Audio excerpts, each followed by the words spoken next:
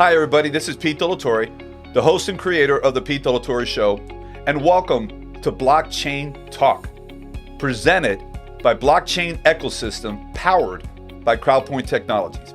Today's session number 2, involves security with the blockchain technology. My co-host is Sean Brien-Brehm, founder and chairman of CrowdPoint Technologies. And our special guest is Greg Fitzgerald. Greg is the CEO and chairman of Cyber4 Security, LLC, a global distributor of next-generation cybersecurity products, and he's also the co-founder and the CEO of Savco Security. He was also the founding chief marketing officer of Cylance Inc., the first artificial intelligence-based endpoint security in the market. His leadership specializes in driving a company's strategic positioning, brand, field engagement, and product go-to-market. And now, my friends, it's time for session 2 of Blockchain Talk.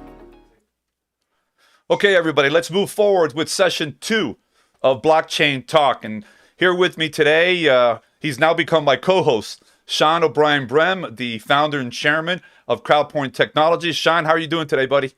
Doing great. Glad to be back. Super excited about today. I'm just jacked out of my mind for who we're going to talk about and what we're going to do today. Just to let everybody know, in session 1, the feedback was off the charts. The comments, a lot of things that are going to help us shape further conversations as we move forward. We have a lot to say, but we also want to talk about what the viewers want us to address, and as we move forward, we'll go one by one and get into all those things today. So today we're gonna talk about security as it relates to blockchain, the things that a lot of you are concerned about. I hear that all the time, but we're also going to hit on security that you've got to become aware of that maybe you're not considering. So we're going to tackle both ends, and our special guest will be introduced by Sean. You'll see how important Greg is and will be to this conversation today. So Sean, take it over, my friend. Hey, I just super excited to introduce you to Greg Fitzgerald.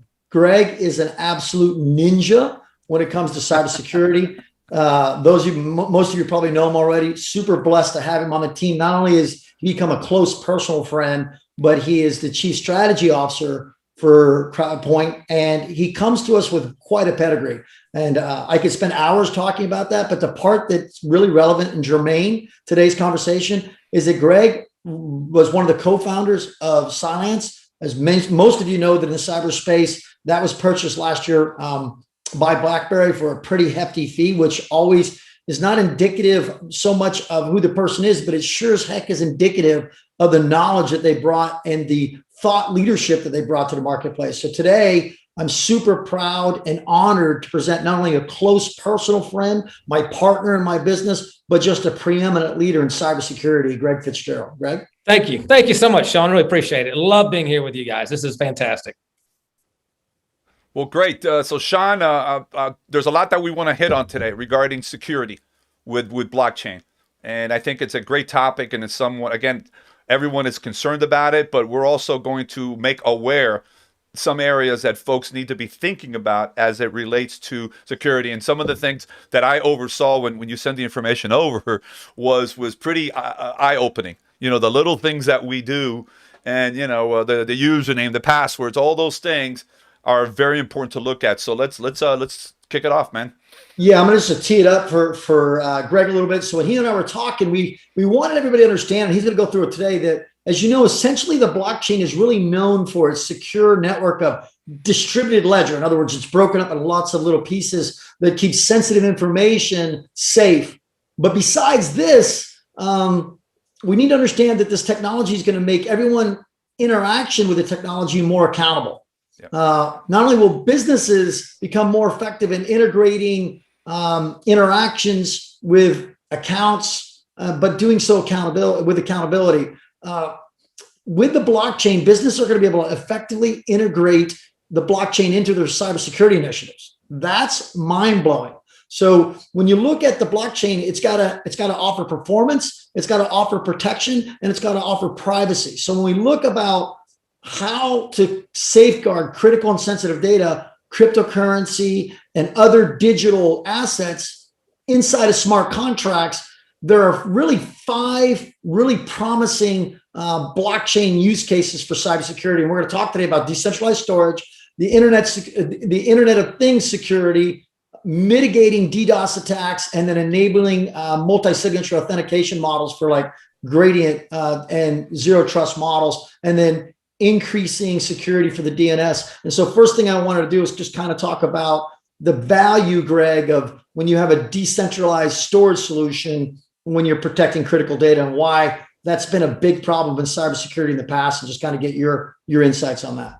Well, that's a great statement, Sean. What has happened is that the advent of kind of the maturity of the hackers and the bad guys is they realized that we on the good side have kept things centralized and in the operation and organizational structures kind of yesterday, where behind the kind of armed wall of an office or a government, we had a lot of people and a lot of power and a lot of way to defend ourselves. And that was great. However, the attackers have realized how to get in through that in the places we never saw. So having a centralized set of gold, so to speak, or where now the most valuable element is information, and in specific, personally identifiable information that bad guys can use for a variety of purposes, having it all in one place is so much more dangerous for everybody. And so what is happening is, as you see cloud use, like people using the cloud for Office 365 or G Suite, or for other applications like this Zoom in and of itself, the decentralized elements make it much harder for the bad guy to get to everything. Mm-hmm. They might be able to get to one thing, or maybe 2 or 3 or a handful, but the value of their effort is mitigated by having everything decentralized. And so the beautiful piece about blockchain is its architecture, meaning the way it's fundamentally is structured, where it has distributed ledgers, as you had mentioned, where only little bits of information are stored, but separate from each other. On the flip side, the beauty of that same architecture is that it allows transparency. So let's take another look. If everything is centralized and guarded by one group, then only that group gets to see what's inside that information. So that means if you're an outsider, you have no idea what your data is doing or not doing. In the blockchain model, you get to know full transparency who is accessing your information and what's being done, where it's going. And so just the architecture alone is going to be for today's market and going forward. And it's going to be much better for both the individual and how those companies that use it in a blockchain manner, and more importantly, like you said, for cybersecurity vendors, the good guys trying to block out the bad guys. No, it's really cool. One of the things that you brought up was the decentralized and where technology is going. So as you know, we're going to have I think it's already 36 billion IoT devices, with less than 50% of companies even having an IoT strategy. One of the things that's really interesting is now with the blockchain, at the same way you've got identities decentralized, well, it really fits in nicely to IoT since it's decentralized already. Can you talk about the integrity and the ability to update software in a decentralized manner and the real value it's going to bring to the IoT as well? Absolutely. So IoT, right? Internet of Things is literally anything that has the ability to connect to a network, whether it's Wi-Fi enabled or actually on a network. So think about things like printers, right? They didn't used to be connected to the network. Video cameras used to have their own server, and so they were not necessarily connected to the network to be accessible from anywhere. The point where they can now be, the data that they have can now be decentralized in a fashion where you can get the advantages of the internet, but the protection of the segmentation of that data is paramount. Again, going back to what we were talking about with the fact that the integrity of that data is assured, meaning if it's in a blockchain block, only that data is allowed to be into that information, meaning no one else can access it and manipulate it, which is exactly what the hackers try to do. They try to look like a good guy. They try to steal the credentials of the good guy, right? And when I say credentials, that's usually their username and password. We all have. And then they pretend to be the good guy. And then they go and adjust the data. It might be to steal it. It might be to just copy it. It might even be to alter it so that it is actually causing an issue for how it's rerouted, for example, to other data sources or databases. But the blockchain is going to prevent that. And that's what's so beautiful about that architecture. What else is really Go ahead. Real please. quick. I'm just thinking here. When you look at a situation where an arm of the government or a particular corporation or the credit bureau, one of the credit bureaus, they were hacked. Think about all the information that's sitting there, right? And they don't have to search and find. They know exactly where to go and be able to just destroy millions or rob millions of pieces of information because it's all in that one centralized area there, as opposed to it being spread out. And they want to cause major damage is what they want, all with one hit, one missile, right? And that's what's going on. And we're talking about, again, the solution to that. No, exactly right. And what the world doesn't realize is with most of you do, if you know Greg, he really was kind of the leader when he recognized that this hide and seek malware, which then evolved into a lot of different variants. He really was on the kind of the pioneering side of using artificial intelligence. So when you think about the value of the blockchain, it also is going to really mitigate denial of service attacks, which are just malicious attempts to get in because of the distributed nature, but it makes the hide and seek malware less efficient because it's so distributed and it's harder to gain access to core features. And I just thought, who better to talk about, how malware and ransomware has evolved and how the evolution of the blockchain is really going to help protect people against denial of service attacks that are normally attributed from a successful malware getting in. Yeah. Great question. I mean, great statement there, Sean, because here's what's so beautiful about the blockchain relative to those two type attacks, meaning ransomware, which is the ability to put a malicious software and lock up the data that people have. Again, that data is mostly centralized. And so that in and of itself, the data is decentralized in a blockchain model on how it's stored, then it's harder to get to. The second thing about the hide and seek malware in and of itself is that you got malicious software, malware, which is trying to be placed on these computers, which will then try to obviate the antivirus protection is there. When we were at Silence, we were one of the first companies to introduce artificial intelligence to really identify what that software, good or bad, was supposed to do, and then to block it before it could actually run and cause the damage. So that was the advent of that technology with AI. Taking it a total step further with blockchain, we now see the ability for cybersecurity companies to use that to make it even harder for the bad guys to be useful with the technology they build. As I'd started out the conversation at the very beginning prior to coming in, it's interesting. We're in a cat and mouse game, right? It's the good guys versus the bad guys in its simplest form.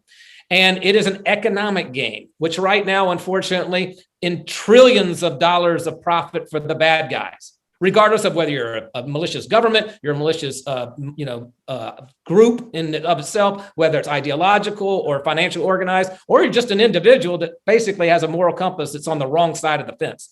They make more money than all of the good guys put together.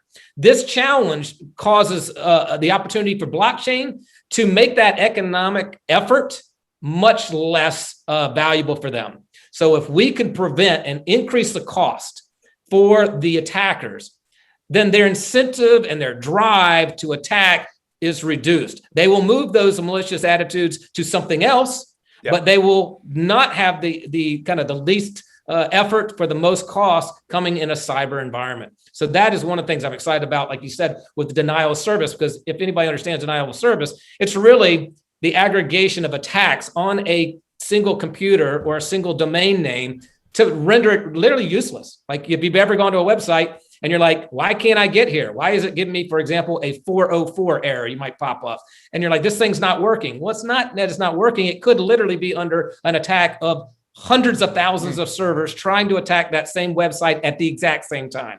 And it could either be done, like I said, to disrupt a business, which does all the time, or to actually break into. If you think about it, even in the kind of old attack the fort model, enough people will eventually break down the door. Yep. So if you get through the door, so blockchain enables that, again, a distributed model where even if you threw everybody and their mother at the front door, doesn't really matter. They'll get into one door with one bit of information. So this is a beautiful architecture in and of itself. And I'm trying to think as the common folks that are not technically, savvy.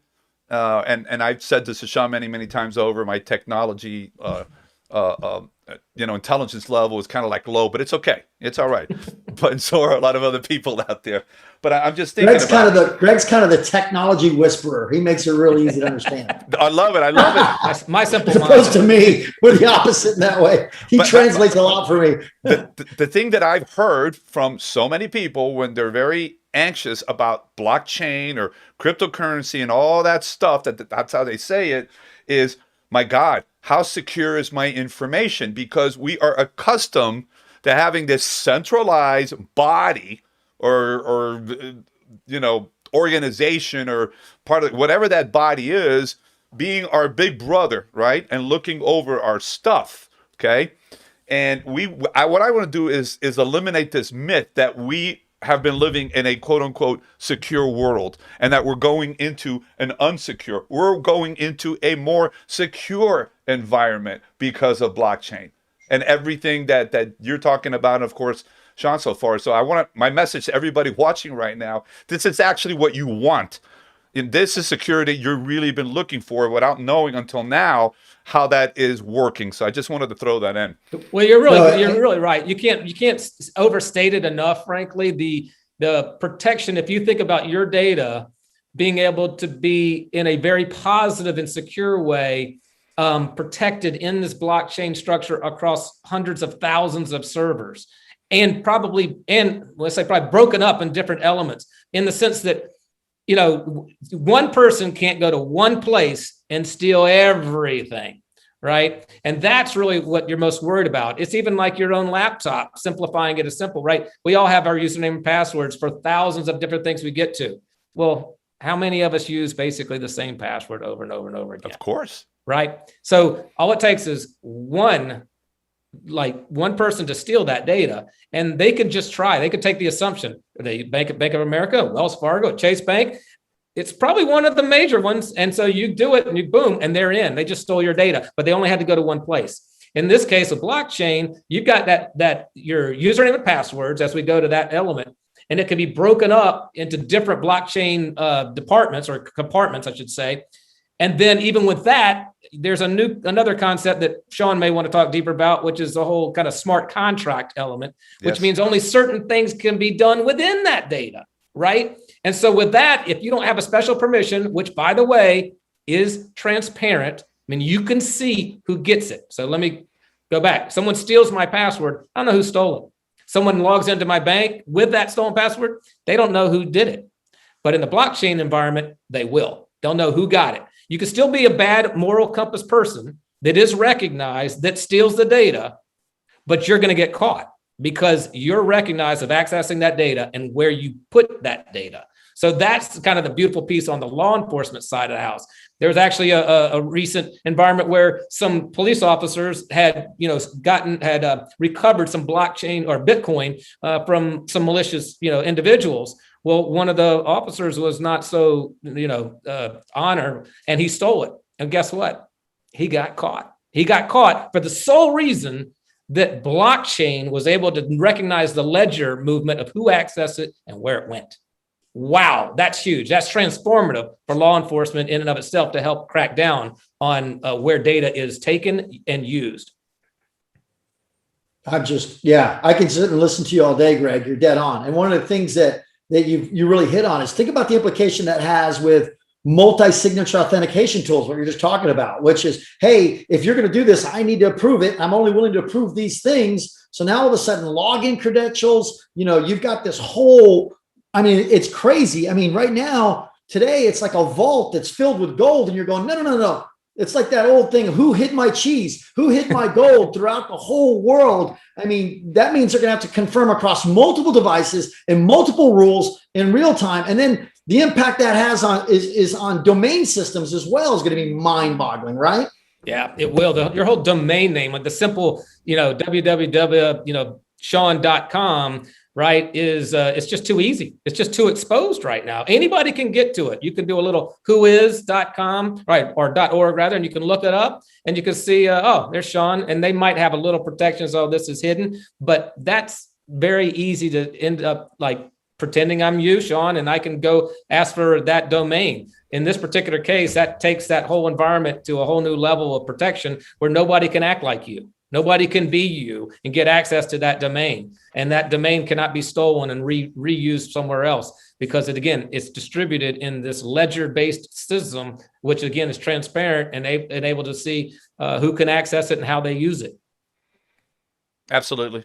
Absolutely. The technology overall, it sounds complex to a lot of us who are just understanding blockchain. But if one kind of thinks about it, to your point there, as just know it's the right architecture. It's the back office. None of us will really use that back office except for companies like mine that are in the cybersecurity vendor space or the application space. We're building the tools, we're building the applications so that you are safer. So knowing that it's blockchain should give you confidence.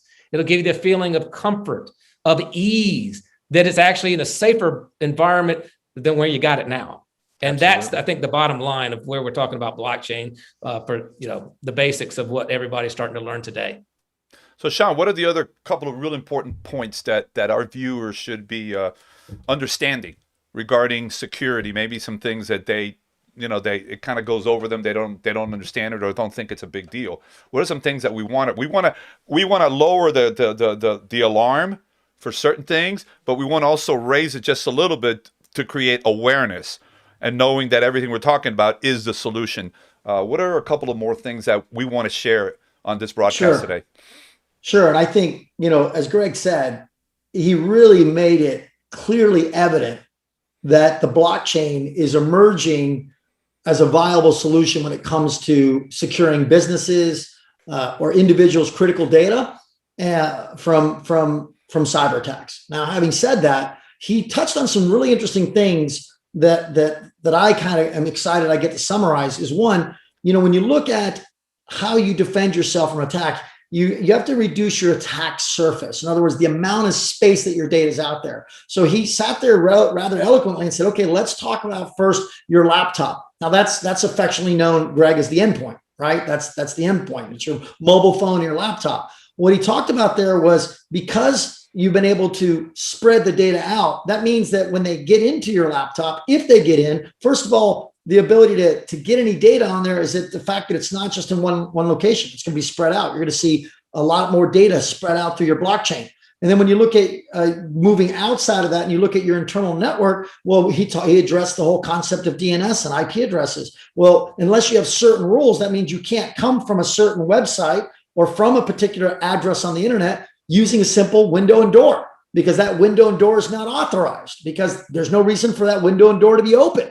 So that means when they come to your address, which your laptop lives behind, your endpoint, you can't even physically get to your laptop because it doesn't have the rights to use that window or that door. And then when you look at the perimeter of your home, which is your router that you're getting from AT&T or any of the internet service providers, you're also telling, now you're able to say, given my personal rights, I'm not willing for you to have any of this available or any of these machines available based on these rules. And what he said that was really clever is there are companies that are in his space that he comes from, that he's working in, and he's assisting us on, of defining what the roles your internet service providers can have. And then more importantly, when you get out into the wild, the ecosystem, once you put your data in a decentralized ID, you determine who gets to look at it and when they get to look at it. So no more are you just clicking on this, my privacy policy means you can share this to your brother, your uncle, and your sister. And oh, by the way, some guy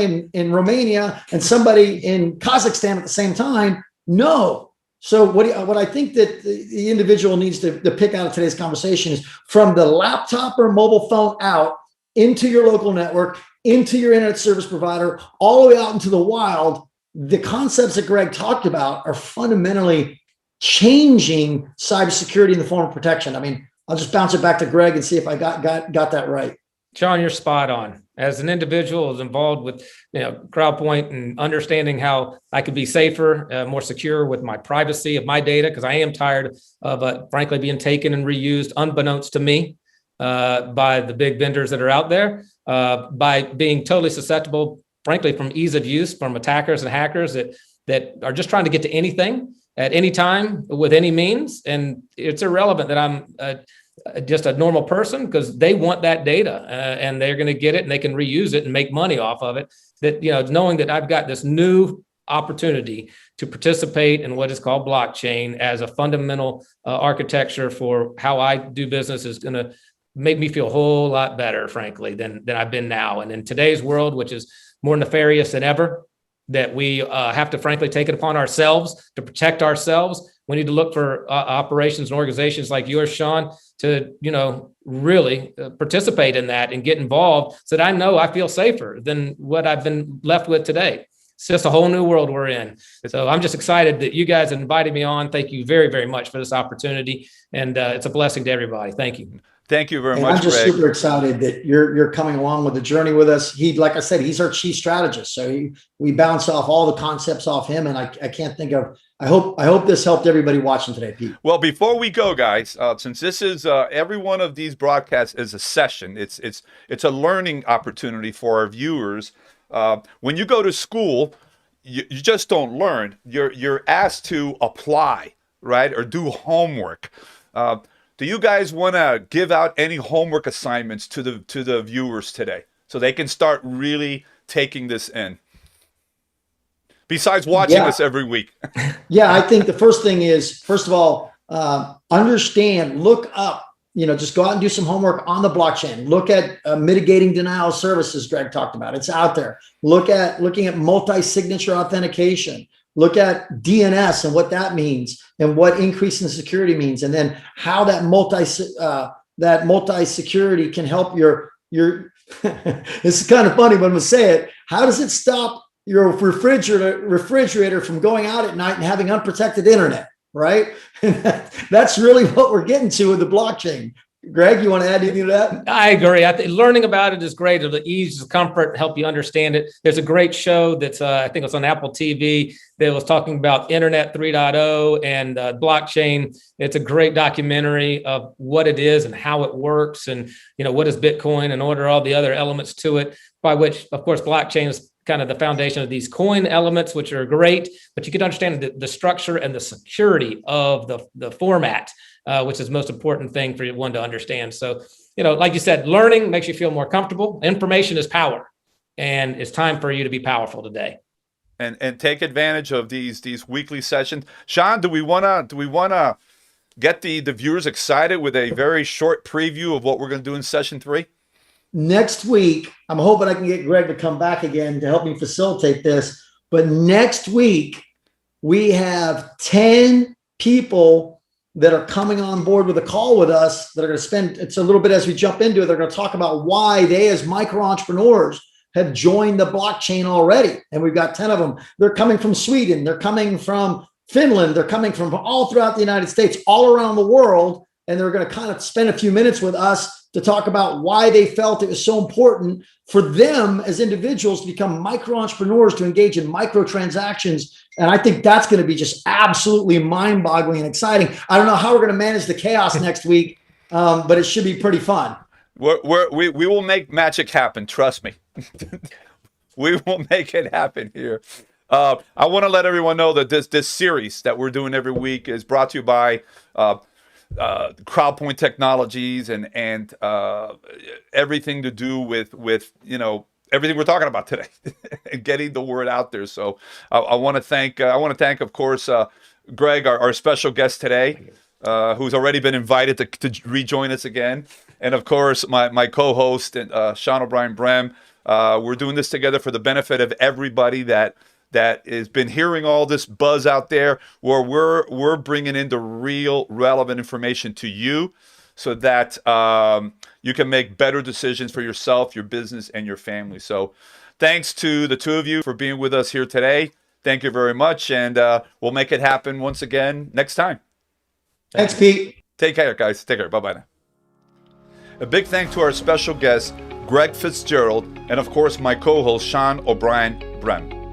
Remember to join us each week on Wednesdays at 7 p.m. Eastern Standard on Facebook Live and my YouTube channel, Pete Delatorre, for the broadcast of this very important series. I want to invite you to follow me on Facebook, Instagram, LinkedIn, and also I want to ask you to subscribe to my YouTube channel, Pete Delatory. So thank you very much for joining us here today.